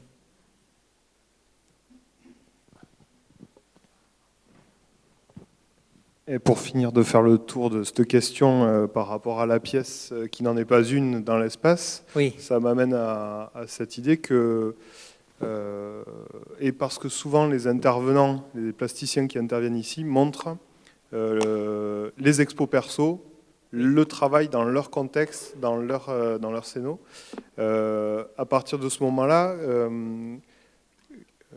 comment existe ton travail dans un espace partagé? Enfin, comment tu parles de ton travail dans un espace partagé? Exposition collective. Je ne sais pas, est-ce que... Quoi? Collective? Écoute, ça dépend, parce que d'habitude, déjà, écoute, une chose que je pense que c'est plutôt importante à dire, un mec comme moi, on n'est pas trop invité à Expo Collective aujourd'hui. Ça veut dire, un mec blanc, presque 56, c'est compliqué. Donc, effectivement, j'ai toujours la chance de que pour l'instant, dans les dernières années, les régimes, c'était plutôt un régime plus bon, écoute, c'est vraiment une chance, c'est un privilège des expos personnels. Donc là, j'ai un peu plus de marge. Mais, quand même, ça dépend un peu de quel type de conversation la personne que voudrait m'inviter me propose. Parce que s'il y a un pièce en particulier que vous voulez montrer, moi, je n'ai pas grand-chose à dire. Je ne suis pas sûr que dans l'expo collective, j'envoierai tous les résidus de mon atelier pour faire une installation. Je pense qu'en expo collective, on a besoin d'être un peu plus sensible par rapport un peu... quel type de situation on peut générer pour notre propre travail, et aussi pour une question de clarité. Ce n'est pas pour une audience le temps que tu peux générer dans une expo collective, c'est beaucoup plus moins. C'est l'attention que ça va générer pour ton travail. Donc, la question, c'est quoi ta responsabilité? Ta responsabilité par rapport à ton travail, c'est d'être le plus clair possible, ça veut dire que le travail se présente dans une situation très très claire. Est-ce que c'est intéressant dans le contexte d'un expo d'être un petit peu plus je sais pas, tu utilises un mur que c'est pas très évident parce qu'il y a quelque chose dans la nature de ton travail dans ce moment-là. Comment il s'appelle? Ça, c'est un petit peu plus compliqué à faire, mais dans mon expérience, c'est toujours un peu la conversation qui va déterminer les marges des manœuvres, on va dire. S'il y a quelqu'un qui voudrait effectivement que je passe 3 mois d'installation dans un expo collectif et j'ai un espace de, je sais pas, 40 mètres carrés, et j'ai la liberté, peut-être que je vais voir un peu qu'est-ce que c'est que ça. Là, il y a une situation. S'il y a quelqu'un qui voudrait une seule pièce, je ne vais pas m'acompliquer la vie et dire, écoute, tu peux attendre toute la lumière. Voilà. Parce que dans les premiers expos que j'ai fait, il n'y avait pas de lumière, donc je ne voudrais que tout le monde... Non. C'est plutôt une chose un peu Mais par contre, il y a une chose qui est intéressante, c'est dans la majorité des expos collectives ou pas, une chose que je trouve que c'est très intéressant, c'est le rôle de la parole. L'importance de comprendre bien qu'est-ce qu'on est en train de dire et qu'est-ce que c'est possible de dire. Parce que les choses qui vont déterminer beaucoup l'existence de notre travail dans l'espace public, c'est qu'est-ce que c'est possible de dire. Voilà, donc dans cette expo que je suis en train de montrer l'image, mais des pièces qui ne sont pas des pièces, c'était une possibilité. Je peux dire ça. Parce qu'il y avait une petite fenêtre qui s'était ouverte qui me permettrait de faire ça. Dans le même espace aujourd'hui, je ne serai pas sûr si je ferai les mêmes choses. Si je peux générer un peu la même... Donc, c'est un peu basique, mais cet espace de phrases un peu à l'américaine, read the room, ta capacité de lire les moments que tu vas... C'est une chose très importante, à mon avis, parce que ta capacité d'être consciente un peu de qu'est-ce que tu peux énoncer, dans quel moment, détermine beaucoup. Parce que c'est super simple, c'est pas la même chose faire un expo que tu sais qu'il y a 40 personnes qui vont y aller, à faire un expo où il y a 3 millions de spectateurs. C'est pas la même. C'est pour ça que c'est difficile de, par exemple, toute la mythologie des très courageux, par exemple. Tu vois, tout espace de mythologie dans l'art de taking risks, de prendre des risques. Écoute, à un certain moment donné, c'est bien aussi de ne pas prendre un risque. C'est tout à fait légitime, tu vois. On va pas construire un travail à partir de qu'il y a quelqu'un, directeur des musées, qui ne peut prendre aucun risque dans sa vie, qui voudrait que c'est toi qui prends les risques pour eux. C'est pas...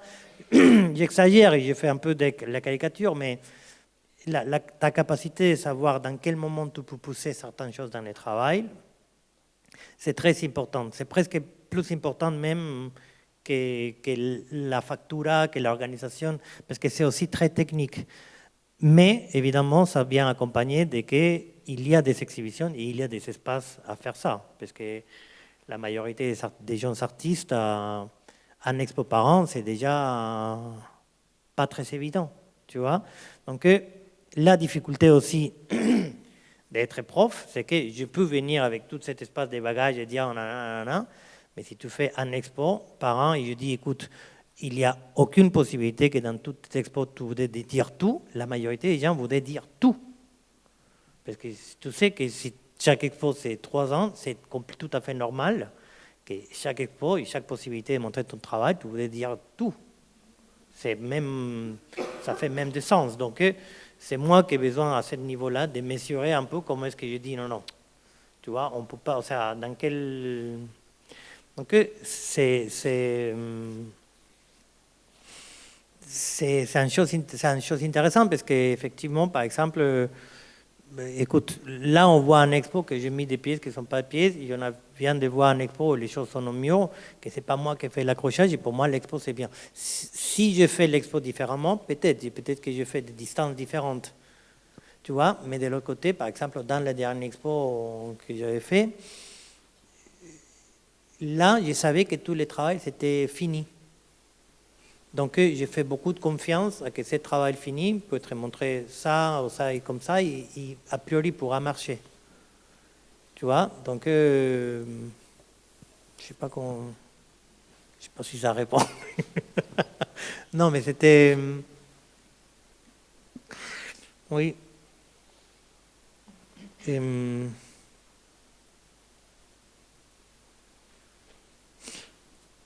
D'autres questions? Est-ce que ça arrive que les spectateurs, pendant les visites, ils touchent vos œuvres? Pardon? Est-ce que ça arrive? Est-ce que ça arrive que les spectateurs, pendant les visites, ils touchent vos œuvres? Oui. Et est-ce que c'est bien? C'est ça, Est-ce que c'est... Hein? Non, d'habitude, j'ai mis des alarmes partout, donc...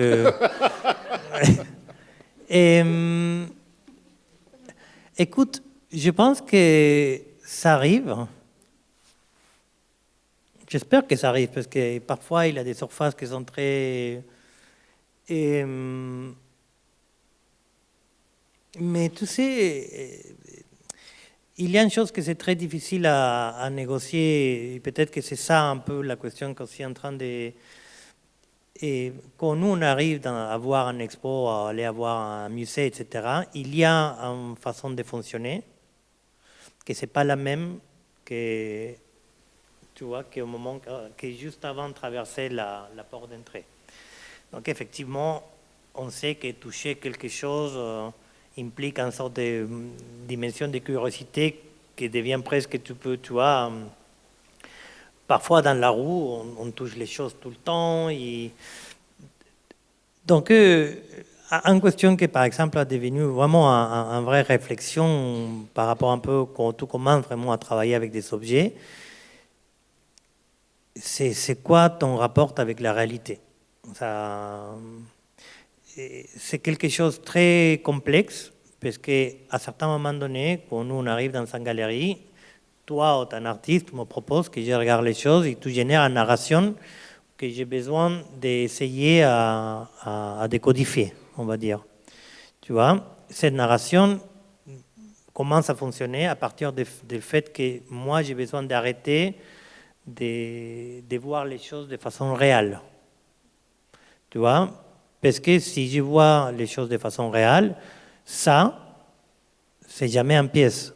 Ça, c'est un bâche plastique avec un peu de béton au-dessous et une autre chose, une chose de, comment ça s'appelle, si tu commences à nommer les choses de façon réelle, la possibilité de cet objet qui devient une autre chose, qui surpasse cette dimension, devient très faible. C'est pour ça, par exemple, qu'on met cette pièce à côté, que cette pièce est une pièce clairement faite comme si c'était une pièce d'art. Tu vois?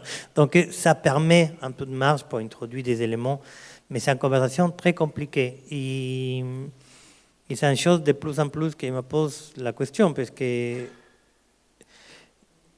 parfois quand je modifie un peu la lumière, parfois quand tu dis, ok, cette expo, on la va voir juste avec des lumières naturelles, toute cette question, c'est intéressant d'utiliser l'idée de théâtre comme une forme, un type de représentation qu'on voit ici, en forme d'idée d'un corps en train de s'établir dans une situation, de représenter une situation. Mais par exemple, il y a toujours cet espace de complexité quand tu fais une installation, quand tu fais une expo qui devient trop théâtrale. Et c'est une chose que c'est très compliqué parce qu'effectivement, le fait que tu... Je pense que, je ne sais pas, j'ai jamais, par exemple, très intéressé à toucher des pièces d'art. Non, sauf si c'est pour une question purement technique, comme genre c'est vite ou c'est pas vite, tu vois.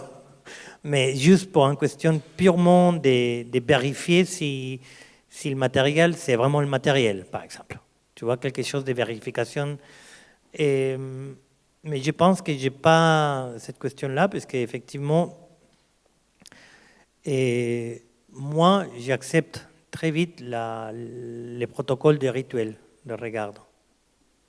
Tu vois? Par contre, une chose que c'est beaucoup plus difficile pour moi de m'adapter, c'est que si tu commences à voir tes pièces, comme tout le monde, on commence à faire des dessins, on commence à faire des petits tableaux à 10, 11, 12. Mais quand ça devient quelque chose qui dure jusqu'à 24, 25, il y a un premier espace corporel qui est lié à comment est-ce qu'on regarde une image. Tu vois? Qui considère que difficilement, en tout cas, par exemple, dans le contexte de mon école d'art au Pérou, jamais considéré le dos comme un partie actif de la circulation que tu fais dans un espace. C'était toujours cet espace de question-là. Quand tu changes ta façon de penser et tu commences à travailler un peu plus des objets, pour moi, par exemple, c'est devenu beaucoup plus compliqué. Qu'est-ce qu'on fait avec, comment est-ce que c'est quoi la vie de l'objet qu'on ne regarde pas?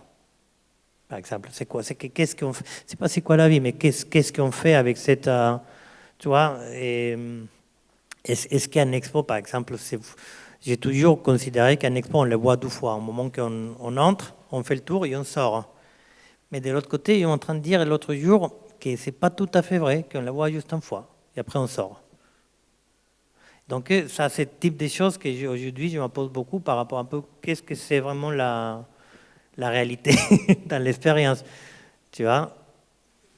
C'était, en tout cas, ça c'est plutôt pour moi plus forte à penser que, et effectivement, mais écoute, honnêtement, si oui, je touche parfois, tu vois, de dire, voilà, c'est qu'elle, oh, je ne sais pas si ça va arriver, mais d'habitude, je vois des expos avec un maître.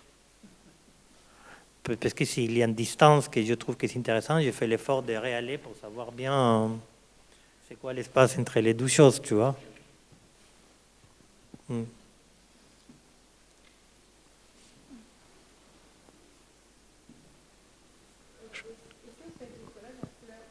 Non. Non, parce que la Corep, c'est à côté. Et c'est beaucoup plus cheap. Mais non. Et parfois, j'annote sur les collages, mais non. Par contre, les choses que je fais maintenant en couleur, c'est quand je travaille en 3D. Ça, oui. C'est la vraie économie d'artiste, c'est, tu vois, décider couleur ou pas de couleur.